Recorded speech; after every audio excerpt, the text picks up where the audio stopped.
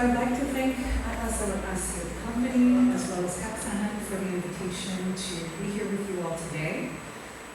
In addition to speaking to you all, I would also like to thank Haksahan for his efforts in trying to establish a relationship between our two organizations.